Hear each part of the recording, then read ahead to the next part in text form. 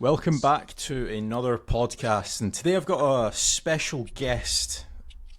We've probably known each other since like 2021.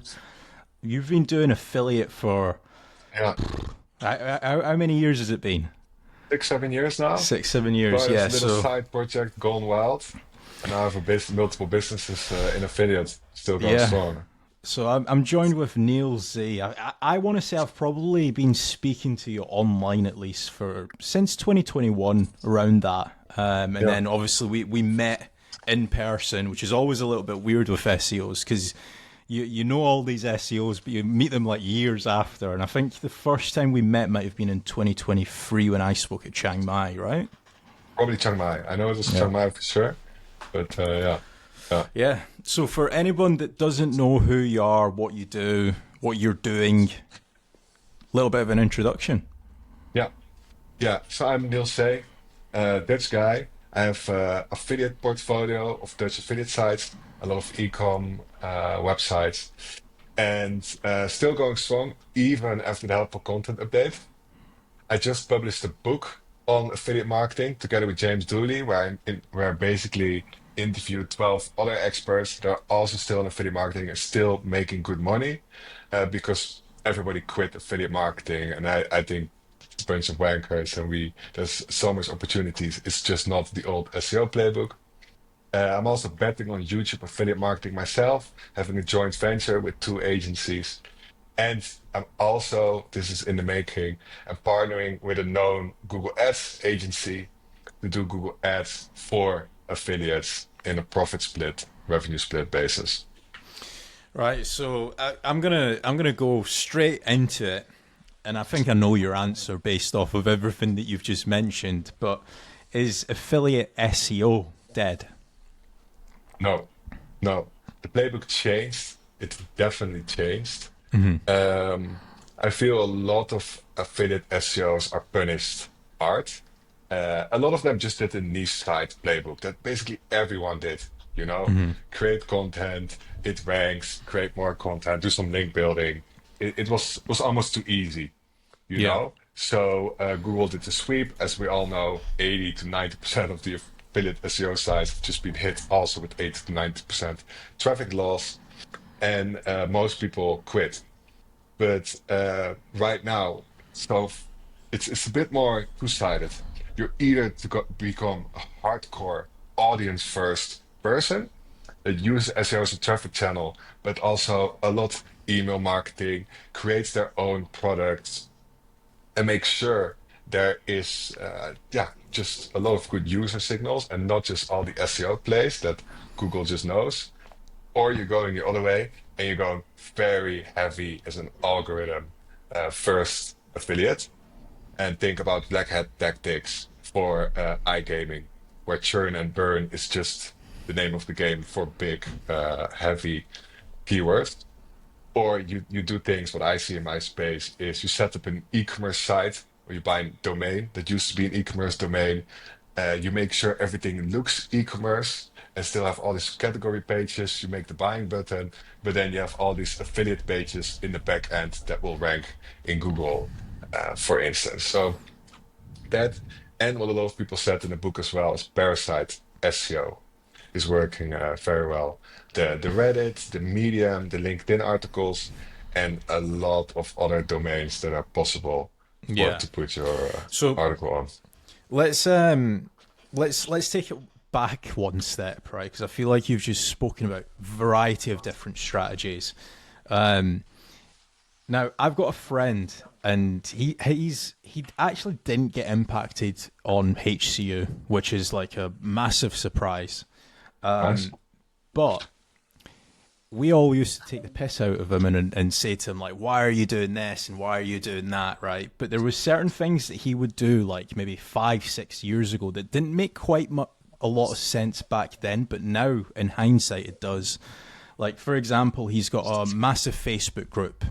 He was uploading to Hmm. YouTube when nobody really was uploading to YouTube 5, 6 years ago. I don't even think like Matt would have been that active on YouTube back then. Um, Yeah. So there was all of these different things that he was doing. I think his Twitter profile on one of his websites has like 60,000 followers. If somebody was going to get into affiliate SEO now, even maybe even building out like a niche website, is that some of the things that you would recommend to people? It really depends on your SEO skills. Because if you want to depend on SEO, you either go in the black hat SEO direction, where it's churn Hmm. and burn, a lot of black hat strategies. I'm less familiar with it, but Tryphon, iGaming talked about it, Greg Campbell talked about it. Or what you see, you really need to have your semantic SEO uh, on Core point. framework style. The core frameworks, yes, yes. James Dooley talks a lot about it as well. Very surprised by his knowledge, even at 2 a.m. With his state of mind, he still wants to talk about triples and all these things. So yes, but yeah, you need some proper experience. It's not buy a course anymore and do it. And that's the exact reason why Diggity's course and Authority Hackers course and a lot of other courses just quit because they know they can't fulfill their promise anymore, where it's just follow this strategy and you'll get it. You know, Hmm. every niche is a different game with different rules, with different investment levels on both link building and content. And you will get slapped by the algorithm. You will. So then you need to be able to be smart enough to see how how the rules of the game have changed as well over your competitors and how Google works, and then redo your strategy again. Yeah. So going back to what you were saying before, obviously a lot of people stopped doing affiliate SEO after the initial HCU, which was September 2023. Yeah. You kind of pivoted in the sense of you've still got the affiliate websites, but you are now doing more paid ads side of stuff. Obviously, what made you do that pivot apart from your site losing a load of traffic? But Yeah. why did you go into paid ads for affiliate instead of, like, for example, doing an actual e-commerce store, for example? Yeah. I didn't want to deal with all the e-commerce customer reviews, the complaints, the whole backend, right? In my core of my heart, I'm still a good marketer and I want to keep doing just marketing and not all the other stuff. So what we did, we pivoted to Google and Bing ads because it's already very close to what we had. So the pivot is easier, you know. We have the content, we know what queries will give us money. We already had all the tracking, and we had great deals with other partners, e-commerce partners, that made us have high commissions and gave us a competitive advantage in the PPC landscape as well. So we had all the ingredients, and we already had some PPC campaigns going Hmm. actually. And before, when we did both SEO and PPC, we made the mistake of doing it to the same page as well, which is very frustrating because if you improve your SEO, you know, more content depth, a lot more elements to the page, your conversion rates tank, and your ads are doing worse, basically. Hmm. But your organic rankings go up. If you improve your conversion rate, SEO goes down, but the conversion rate go up. So actually, the fact that HU hit made us decide, okay, now we can go really, really aggressive on our pages, put all the links at the top, use all the conversion rate tactics, and after that, after a few months, we actually improved in profitability instead of not because we could just go all in on that one channel. Yeah. So, what about like because they always say, like, when you're trying to rank and also when you're trying to do paid ads, it's kind of like a fine art where it's like you're balancing the semantic SEO side, the long form content, and then you're also trying to balance like the conversion rate optimization. What about like sales copy and stuff like that? Is that something that you're also looking at when it comes to like building out some of these landing pages? Yes, but it's just all very short. Like Right. what the right method will be if you do both SEO and PPC is just split the page, just two different pages. Put the other page on no index gave it a slash LP landing page slash and then the title. Because the intro is very short, you immediately have the best offers. Even how much you explain about the product is a lot shorter. And that is all because I believe fundamentally a person that clicks an ad in the search results is a very different user than someone that takes the time to scroll down and then goes click on the organic result. Yeah. They want to find out what the best hosting provider is. The person that is so lazy to click on the first result, even though it's an ad, will also just land on your site and just click, oh, best hosting provider 2025? Sure, mate. Click, cool. I'm gonna buy it. A lot more Doesn't of an want to do the impulse buy. research. A lot more of an impulse Yeah. buy. So you need to make it as easy as possible for that person to make that impulse buy as well. And I see it time and time again. If you see these pages of American companies as well that do PPC, it's such a simple page. It is so incredibly simple. Everybody can make it, but it goes a lot of money to it. A lot more money than a lot of these SEO sites, actually. The key here of the game is how to run your ads, to do that as an efficient way possible, and the deals you make with the advertisers. Because these guys have exclusive deals where they are the only one that can get that high of a commission, so they can remain and keep their top spot, Yeah. you know? And how do you get these commission deals? If you have volume. So that's why we were lucky. Right now, if someone wants to do the Google Ads game and starts from scratch, it's a lot harder because you first need to have volume to be able to negotiate the higher deal, which means you'll be making losses for a long time. Some topics are not even able to make profitable because every topic has a different competition. Yeah. Just like as in the SERPs, it's a bit kind of the same competition if you're in a niche, but over product categories, it's wildly different because some product categories in sleep, mattresses, huge competition. People have big margins, a lot to spend. Head pillows, already a bit less. Toppers, we're making good profit there. So that is a different ballgame. I actually recently had a call today about that this guy was trying to rank in gambling affiliate, which is quite funny because now we're talking about affiliate on this podcast. But I was telling them like what the UK market's like. For example, Sky Bet, which is like a massive betting platform in the UK. They don't actually take any affiliates on.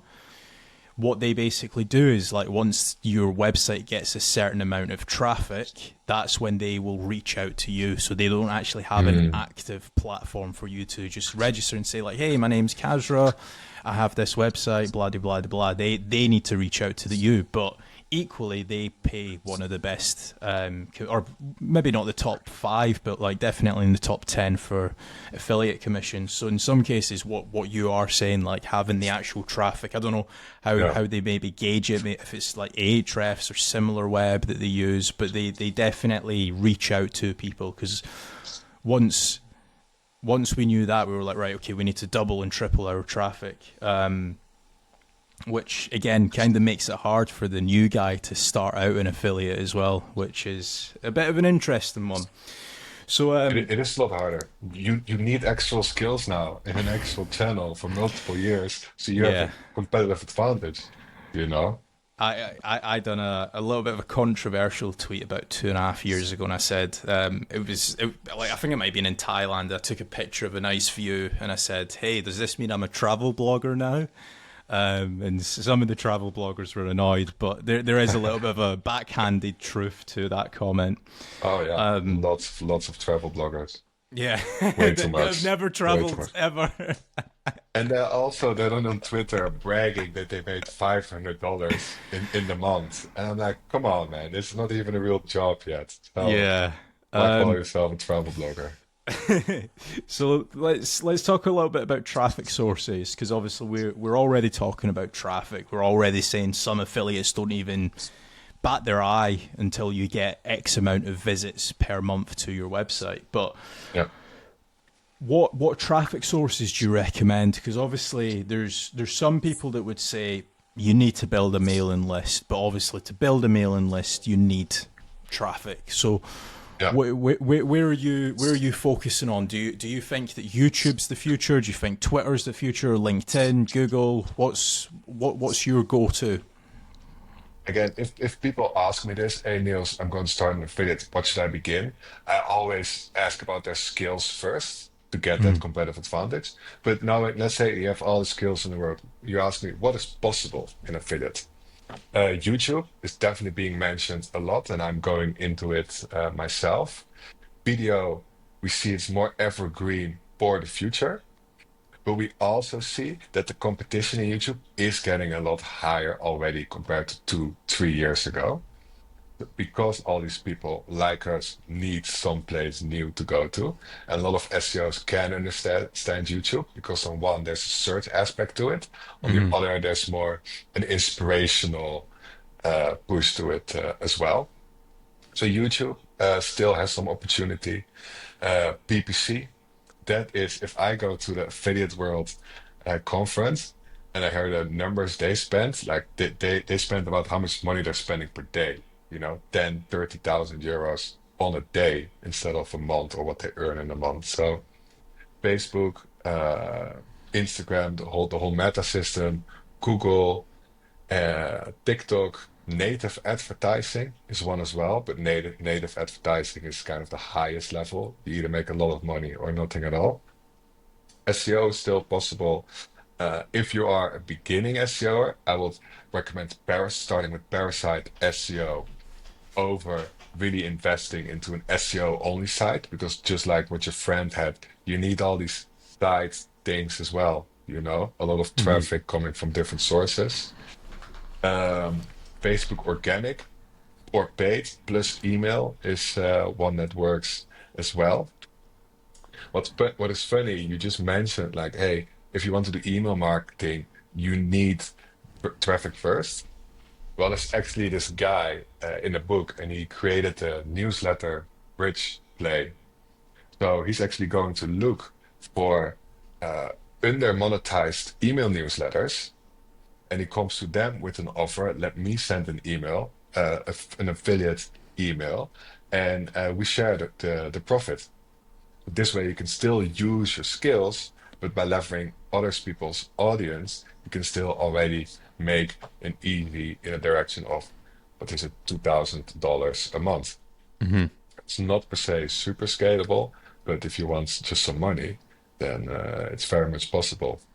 If you've kind of got the deals, but they're bad at monetizing, for example, that that's Yeah, that's that's a really good play actually, because there's certain people that do that on websites where they'll just like rent out banner spaces, for example. hmm So you don't even necessarily need to own the website, but you just get like a banner space on maybe the sidebar of every single blog, and there might be 700 blogs. It might be getting, I don't know, 1,000 clicks a month. So that's 1,000 more eyeballs on potentially your affiliate link. So yeah, that's another play. yeah. Okay. And also to say that for the long term, having these better deals is such a key aspect of affiliate marketing. What I'm doing with YouTube affiliate marketing, because we're going to new niches. We're going, for instance, in the testosterone niche, TRT, um, all kinds of hair loss, ED. I don't have a good deal in there yet, but I know someone who has above market rates. They have twice as good commissions as what I can get right now. So I send him a message and say, hey, can I use your affiliate links? I give you 20%, I get 80%, but that gives me a 60% above market rate Hmm. instantly just by leveraging his affiliate links. So you don't need to have the contacts per se. Also, via this way, you can become a sub affiliate of an affiliate and get better deals. And for him, it's easy work, right? Here's my link. These are the topics that work. Now you go do the work and create all the content. Yeah, like that. That's a really smart way. That's also a way that I partner up with people. Like for example, if I'm looking for a business partner, maybe hmm they've got experience in PPC. Okay, I've got experience in email marketing, for example. Let's collab and do something together almost. So that's actually a really smart way of working your way into a niche that you might not already have the grounds in. Yeah. Follow up question on the traffic. If you could pick 3 traffic sources today, with your obviously know how, what 3 would you pick? Yeah. Uh, Google Ads, YouTube, and the third one will be Parasite SEO. Right. Okay. So not doing SEO on your actual website, doing it on like a Huffington No, Post. yes, it's just too much that you're putting all this time and money into one website and you get slapped, Yeah. you know? I'm just too traumatized. I don't really want to talk about it, but I'm just too traumatized from seeing my graph going down that hard. And even, it's a funny story. My mother is also doing affiliate marketing. Loves working in the garden. I said, "Oh, mom, you love doing that. You make all these pictures. Why don't you start an affiliate site as well?" She just wants to earn 2,000 euros a month, right? So she makes all this very, very good content. She's on the phone with all these suppliers, getting very good, unique insights. And what happened in July? The poor 63-year-old woman, her site gets tanked minus 90%, Even though you're a good content creator, if you just focus on SEO, it is just too risky as an Hmm. affiliate. So then you would go either into the black hat algorithm first strategies. But yeah, it is not fun I've just anymore. got like an image of like your mum like loading up like I don't know GSA and just blasting 10,000 links to her website trying to revive it now, like doing the most black hat techniques ever. Hopefully she does get into a little bit of black hat SEO because that would be a It will be really nice fun. case study. So Very go. fun son and mother activity, yeah. So let's get into the actual book. Obviously, you released a book. You went out to experts in the actual field, people that are still earning from affiliate marketing. Like it's crazy how many people think that affiliate marketing is completely dead in the water Yeah. because it's actually not. What was the thought process of like why did you want to release the book? Yeah. Basically, I felt I had some knowledge that other people didn't have. We met each other at conference. I've been going to conferences since 2021, and the first one I see 50 other affiliates. We're all networking, we're all laughing, we're all telling how well we're doing it. And every year since, it's just less and less than people. Now I go to an SEO conference and I'm happy if I see 5 other affiliate marketers. And then Yeah. that's because SEOs also stick in their lane. But when I go to other conferences like Affiliate World, it's very much thriving. So I thought, you know what? Let me bring some knowledge into the world for what's possible. And I know all these people, and nobody talks really about what's working right now in 2025, what's possible. It's a bit more behind closed doors.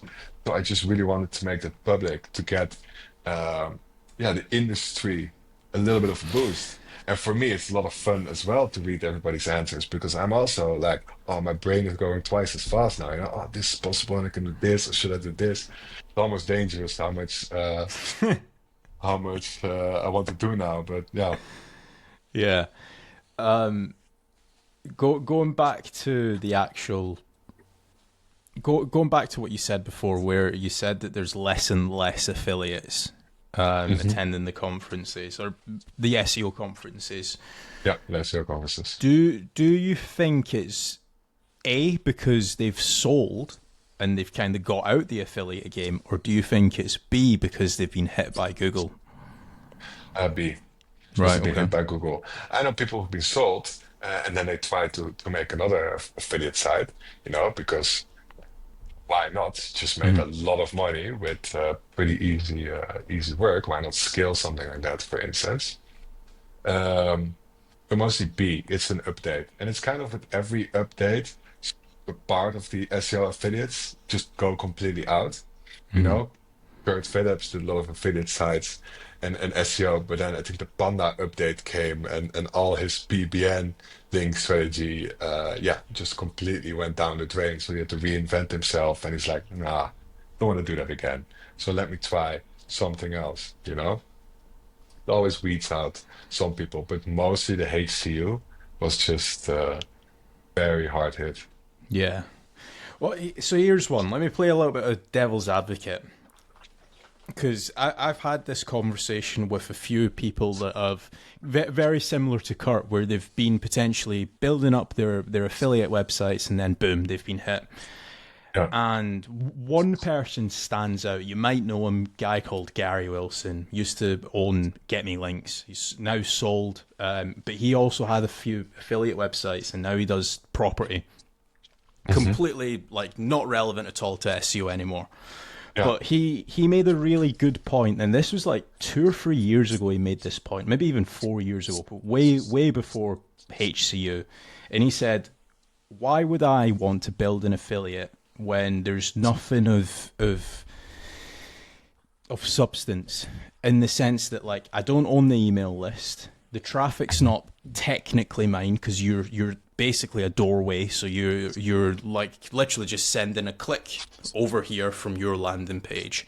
I don't own the data. I don't own the customer. I can't remarket to them. Like, say for example, if I send XYZ company a sale, if they were to upsell them something in 6 or 12 months' time, a lot of affiliate platforms don't give you reoccurring income. Like, there is a few which do. Like, for example, in gambling, they'll give you like the first 1 year of however much they spend. Yeah. What's your answer to something like that? Because I thought that was a really good point, but I'm intrigued to know what you would say to that, because like it is kind of true. Like, you don't really own the actual traffic, especially if you're just sending clicks. Yeah. I mean, affiliate by its whole definition is kind of a middleman. You don't own the product. You're even promoting, so you can get cut off from that side. You Yeah. don't own the traffic. You buy it from an algorithm, or you get it from an algorithm, so you can get cut off from that side. So you kind of can get fucked from both sides. That's definitely true. But you still have value in the sense of you are this oil pipeline of hungry visitors. So you are bringing valuable. It's just a lot more fleeting, and where a SaaS business, which owns the customers and has a lot of brand, can have a multiple of 10. Yeah, we have a multiple of 3 on EBITDA, you know, and they might also get their multiple of 10 on revenue as well on top of that. So it is also in the valuation, indeed, we get valued a lot less because of this substance. And also now, with some things for the future, like AI, it is a bit more like, what is going to happen here? You know, I still think there is opportunity. Even Google needs to protect their advertising business, so there will come new kind of advertising products in AI. Sam Altman was talking about how he likes affiliates and would like to include affiliate links into the ChatGPT answers. You do need to, you know, make it incentivize content production people somehow. And affiliate is a way of doing that. But yeah, we don't know how that will look like. Yeah, so my reply back to that question is always like, no matter how big or small your brand is, you always kind of need that trustworthiness. Whether it's a Trustpilot review, whether it's a review on xyz.com saying like how great your mattress is, or whether it's like an Instagram influencer publishing like UGC content. Like, for example, I probably get approached by like SE ranking and all the SEO tools like 6 or 7 times a month saying like, Yeah. hey, can you do a video on this, or hey, can you do a video on that? So I kind of get your point. It's almost like a cheap way in to produce customers to a brand without you needing to actually have that actual Yeah. SaaS product, or that actual, like, last thing you want to be doing is building out a mattress manufacturing company, right? yeah, So yeah, yeah. I fully get what you're the angle that you're coming in at. And I get Gary as well because sometimes it does feel you're like in the oil industry, constantly looking to where to drill now for oil, and it works until you're out of oil and you need to go find somewhere else and find a new way to Hmm. reinvent yourself and get that oil to the customer again. So yeah, but Yeah. it's interesting, you know. You don't need to worry about the back end of the business. You're just doing marketing, and you have to be very good at marketing because you're competing with brands and they have more margins than you. So you better be on your A game. Yeah, So let's go. definitely. Let's get on with it, you know. What kind of feedback are you expecting from like the book? Because obviously you've put a lot of time and effort into it. What's your thing that you want out of it? Like, Yeah. The main idea for people to read it and just like me get new ideas. Oh, I didn't know with my skills I can also do this traffic channel or this tactic. You hmm know, I think that mostly because I just want to show, at least where I'm from, and you're from the SEO world, like, come on, dude. You are a marketer. You already have all these skills. It's so easy if you already know SEO to also learn Google Ads, to also learn Facebook, to also learn email, or all these other things. And there's still a lot of money to be made in affiliates. And the people that are making money with it are still continue to be doing so. So there's all these possibilities. It's just the game that is needing to be changed. And now they know exactly what to do in 2025 after AI came out. yeah, I don't know if you remember the talk that I done at Chiang Mai. Um, Basically, I was saying like before I got pretty decent at SEO, I was doing a lot of Facebook ads marketing, and then obviously the iOS update happened, Yeah. and we went from like spending. I think we were probably spending anything between like 15 to 25,000 pound a day Mm. on Facebook ads to spending like maybe £1,000 a day, which is still quite it's still a massive budget for even £1,000 a day. But I almost feel like HCU guys have kind of had that Yeah. in the sense that like they've been slapped and they're like Google's kind of got like a sour taste in their mouth and they're like, oh, don't want to rank my website on Google anymore. I'd rather just do a parasite. Yeah. Yeah. And in some way, yeah, they're even spamming Google more now, you know, because they know they're not getting rewarded for good work, you know, because there was such an overcompensation of it's not just the SEOs, it's also people like my mom who are doing all the research, all the good content, with all the love and care and passion in the world, are still getting slapped in their faces. Yeah, well, I mean, even in the gambling space in the UK, you've got sites like Telegraph, Lad Bible, Daily Mail, all of these, instead of like them actually producing the content about gambling, they've just got like one silo. So it'll be like telegraph.co.uk or .com forward slash Oh yeah. gambling. And then Yeah. they've all they've done is they've just went, okay, who was or who used to be ranking number one?